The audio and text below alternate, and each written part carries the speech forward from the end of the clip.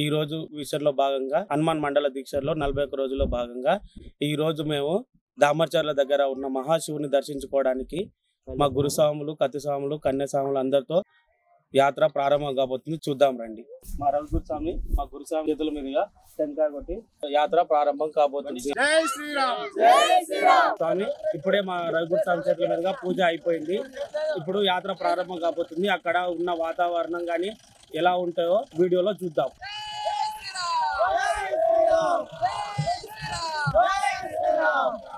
స్వామి, ఇప్పుడే అచ్చంపేట చేరుకున్నాం. మనం అక్కడ వనభోజనంలో చేసుకోవాల్సింది కాబట్టి కూరగాయల మార్కెట్కి వచ్చిన కూరగాయలు తీసుకున్నాం. మన యాత్ర మార్గ మధ్యలో అచ్చంపేట మరియు మునీశ్వరం ఆలయం మార్గ మధ్యలో ఒక దట్టమైన ఈ అడవిలో మనకు ఒక హనుమాన్ విగ్రహం కనిపించింది. మన సాములందరము దర్శించుకుంటున్నారు. చూద్దాం రండి. మొత్తం మీద మనం ఆ విగ్రహం దగ్గరకు వచ్చినాము. ఒకసారి హనుమాన్ దర్శనం చేసుకుందాం. చూసారు కదండి, అచ్చంపేట మునీశ్వర ఆలయం మధ్యలో దట్టమైన అడవిలో ఈ విగ్రహం ఉంది. ఇక్కడ టెంపుల్ అయితే ఏమీ లేదు. ఈ ప్రదేశం పేరు గుర్రాలబండ పిలువబడతారంట. అక్కడ రాములవారి పాదాలు ఉన్నాయంట. చూద్దాం రండి. మొత్తం మీద మనం రాములవారి పాదాల దగ్గరికి వచ్చినాము. ఒక్కసారి విగ్రహాలు చూడండి, ఎంత శిల్పకళ ఉందో. అప్పటి కాలంలోనే ఇలా తయారు చేశారు. టెంపుల్ కూడా కట్టలేని పరిస్థితిలో ఉంది. కాబట్టి అసలు ఎలా వెలిసింది, ఎక్కడి నుంచి వచ్చింది, అసలు దీని పరిస్థితి ఏంది అనేది ఇక్కడ ఒక 5 సంవత్సరాల నుంచి ఒక అయ్యగారు ఉన్నారు. అయ్యగారు మాటల్లో తెలుసుకుందాం. ఏ గ్రామం దగ్గర? ఎన్ని కిలోమీటర్ ఉంటుంది సార్? 4 కిలోమీటర్లు సార్. 4 కిలోమీటర్ ఇక్కడ నుంచి. అసలు ఏంది చరిత్ర టెంపుల్ గురించి? స్వామి, ఇక్కడ ఇప్పుడు తాతల నుంచి శ్రీరాముల వారు ఇక్కడ దిగిండు స్వామి. దిగి ఇక్కడ పాదాలు నడిపిండు, పెట్టిండు. ఇక్కడ కోడి కూసేసాను. కోడి కూస్తే ఇక్కడ నుంచి లేచి శిష్యగుండ పోయిండు స్వామి. ఓకే, శ్రీరాముల వారి. ఆ తర్వాత ఒక 8-9 సంవత్సరాల నుంచి నాకు కొన్ని రోజులు ఇబ్బంది పెట్టిండు స్వామి. నాకు ఇక్కడ పూజలు చేయాలి, ఇక్కడ బతికి చేయాలి, ఇక్కడ నాకు నా బండ మీద రావాలని, నా విగ్రహాలు కావాలని నాకు స్వామి కొన్ని రోజులు 9 నెలలు 9 రోజులు ఈ వనమాసంలో అన్న లేరు, నాన్న లేరు, బిడ్డ లేరు, కొడుకు లేరు, నైట్ పగులు ఇక్కడనే తప్ప తీసినాను. ఇక్కడనే ఉన్నాను. పెళ్ళం పిల్లలందరూ ఇచ్చిపెట్టి అన్న తర్వాత మా వాళ్ళు కొన్ని రోజులు మర్చిపోయినారు సార్. చచ్చిపోయినా మర్చిపోయినారు. దేవాలయం మర్చిపోయారు సార్. మర్చిపోయినాక ఇంకా మా భార్యకి మీ స్వామి ఇక్కడ గుర్రాలబండ శ్రీరాముల వారి కాడ పాదాల కాడ ఉండడు అని మా ఈ స్వామి పోయి ఆ మా వాళ్ళకి చెప్తే మళ్ళీ తెల్లారి మా వాళ్ళు ఒక 10 మంది వచ్చారు స్వామి. వచ్చి మాకు చూస్తే ఇక్కడనే కూర్చొని ఉన్నాను. ఒక 10 నిమిషాలు వాళ్ళతో మాట్లాడాను స్వామి. మాట్లాడిన తర్వాత నాకు అదే భక్తి, అదే పూజల మీద ఆ శ్రీరాములు నాకు విగ్రహాలు కావాలి, మీరు ఇక్కడ పూజలు కావాలి, ఇక్కడ నాకు భక్తి కావాలని ఇక్కడ చేస్తే నేను 3,50,000 పెట్టి విగ్రహాలు సిద్ధాపురం పూలు గిట్ల కలిసి చేపించిన సార్. ఇక్కడ గుడి కట్టాలి, గోపురాలు కట్టాలంటే ఫారెస్ట్ వాళ్ళు అనుమతి చేయనిస్తలేరు సార్. ఇక్కడ 8-9 సంవత్సరాలు సార్ ఇక్కడ పూజలు పెట్టి ఈ శ్రీరాములు ఇక్కడ ఉన్నారు సార్. తలంబ్రాలు ఏ సంవత్సరం ఆ సంవత్సరం తలంబ్రాలు నడిపిస్తారు సార్. కళ్యాణం జరిపిస్తారు. కళ్యాణం నడిపిస్తున్నాం సార్. సిద్ధాపురం ఊరిలో అంతా పెట్టి అన్నదానం గిన్నదానం మొత్తం చేపిస్తారు. కానీ ఒకటి ఆ గుడి గోపురాలు చేద్దామంటే ఆ గుడి గోపురాలకు ఆ పారిశ్రమలు ఇక్కడ స్వామివారి అనుగ్రహం గురించి చెప్తున్నాడు. చాలా బాగా అనిపిస్తుంది. అయ్యగారు స్వామి చెప్తున్నారు కాబట్టి ఇక్కడ ఫారెస్ట్ వాళ్ళు మనకు టెంపుల్ నిర్మాణం కోసం పర్మిషన్ ఇవ్వడం లేదని చెప్తున్నాడు. త్వరలో శ్రీరాముల అనుగ్రహం తోటి ఇక్కడ పర్మిషన్ కూడా ఇస్తే ఆలయ నిర్మాణం కూడా చేపట్టుకోవచ్చు. అలాగే ఇప్పుడు ఇక్కడ స్వామివారి పాదాలు, సాక్షాత్ పాదాలు ఉన్నాయి, అవి దర్శించుకుందాం రండి. గుహలు కూడా చూసారు. ఆంజనేయ స్వామి గుహలలో ఉన్నారు.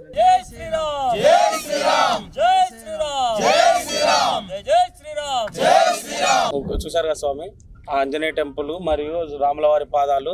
సరే, మన మార్గ మధ్యలో చూసాము. మనం బయలుదేరుతున్నాం మునీశ్వర ఆలయం దగ్గరికి. అక్కడ ఎలా ఉందో, ఆ ప్రదేశం ఎలా ఉందో, అక్కడ పరిస్థితి ఎలా ఉందో చూద్దాం రండి. మనం మొత్తం మీద మునీశ్వర ఆలయం దగ్గరికి వచ్చేసాము.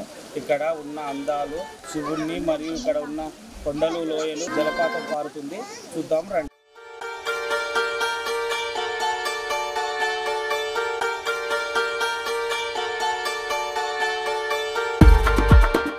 మన మునీశ్వర ఆలయంకు చూసే ముందు మనకు ముఖద్వారంలోనే బండరాతి కింద శివుడు ఉన్నాడు. ఒకసారి చూద్దాం రండి. నీళ్లు కూడా ధారలాగా వస్తున్నాయి కనుక శివుడు మొత్తం ఈ ప్రదేశం మొత్తం నీళ్లతో కడుక్కొని పెంచుతుంది శివుణ్ణి.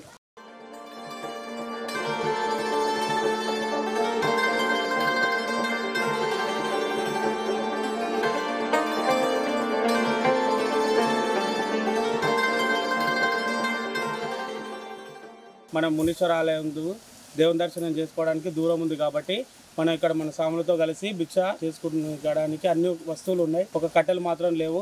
మన స్వాములు కట్టెలు తీస్తున్నారు.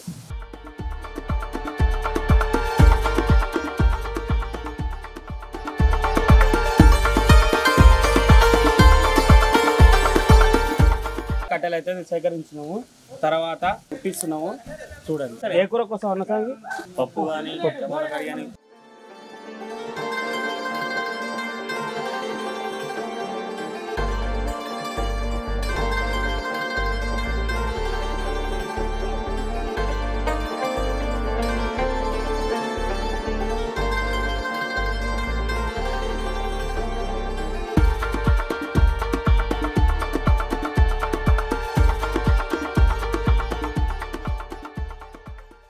వంటలు అయితే పూర్తయినాయి.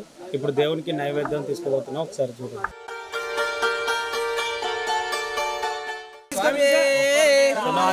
దేవుడికి నైవేద్యం తీసుకొని గుట్టపైకి పోతున్నాం.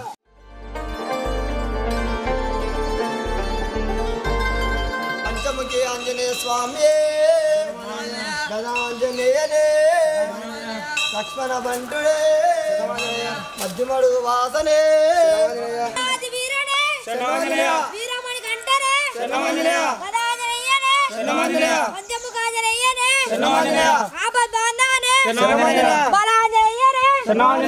మనము దేవుని దర్శనానికి వెళ్ళే మార్గ మధ్యలో పుట్ట కనిపించింది.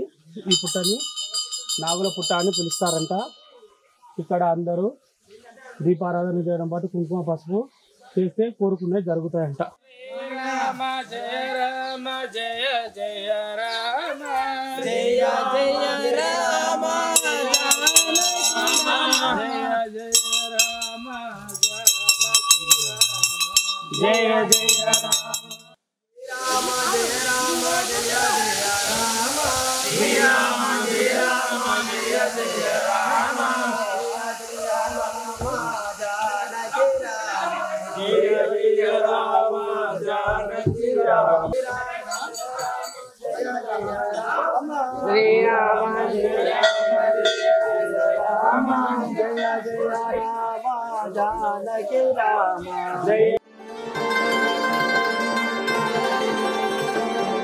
ఇప్పుడు ప్రధాన ఆలయం దగ్గరికి వచ్చినాము. మన నైవేద్యం కూడా దేవునికి సమర్పించడం జరిగింది. సో ఒకసారి మీకోసం టెంపుల్గా ఓవర్వ్యూగా చూద్దాం.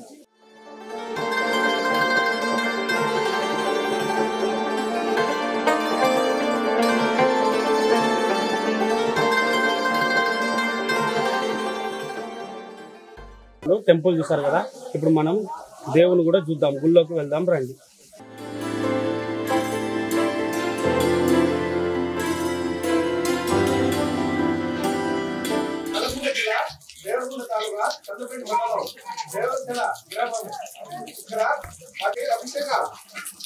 ఏ కాలమైనా ఎండిపోయించలేదు. మనకు ఏది కోరుకున్నది ఆయన ఇష్టం. ఏది కోరుకున్న మనం చేసింది కాదు, మన తాత చేసింది కాదు, ఎప్పుడు చేసింది ఎప్పుడు లేదు. అందరికి దేవుడే. నాకు ఒక్కటి కాదు, నేను ఒక్కటి కాదు, అందరిది మనం చేసింది కాదు. మన జన్మది కాదు, సంతానం జన్మలో వాళ్ళు ముందు సభ చేసి పెట్టింది.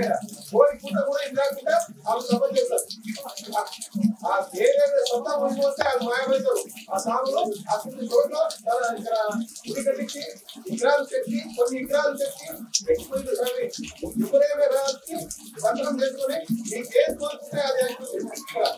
ఓం నమః శివాయ, ఓం నమః శివాయ, ఓం నమః శివాయ, ఓం నమః శివాయ, ఓం నమః శివాయ.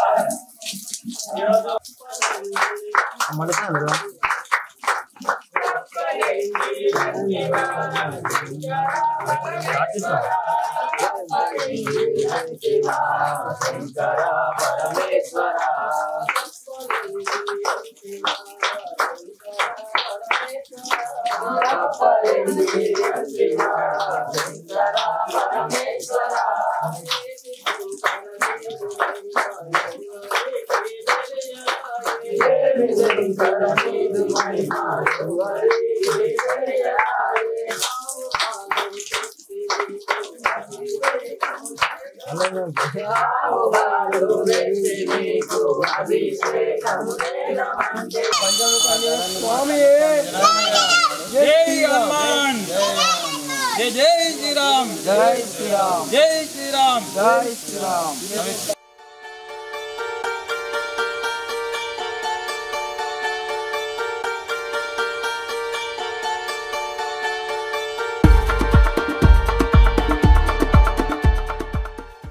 అసలు ఈ టెంపుల్ ఎలా ఇక్కడ వెలిసింది దాని గురించి కానీ అసలు ఇంతకుముందు ఎప్పుడు మొదలైంది భక్తులు రావడం కానీ ఆ చరిత్ర ఏందో ఇక్కడ ఫ్లెక్సీ రూపంలో ఏర్పాటు చేశారు. మనం ఒకసారి చూద్దాం.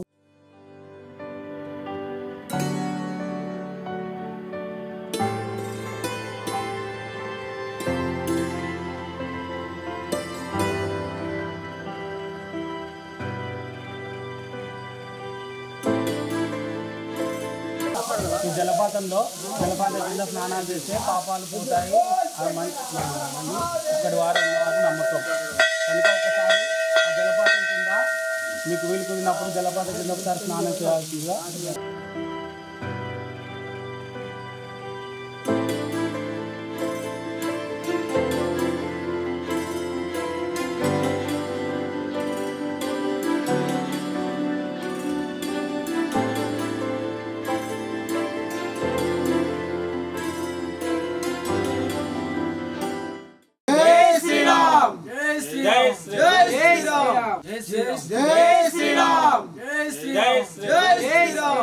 మనం మునీశ్వర ఆలయం దర్శనం చేసుకున్నాము. ఇక్కడికి మీరు రావాలనుకుంటే అచ్చంపేట నుంచి 50 కిలోమీటర్ దూరంలో ఉంటుంది. మరియు ఇక్కడ నల్గొండ జిల్లాకు కిందికి వస్తుంది, దేవరచర్ల గ్రామం.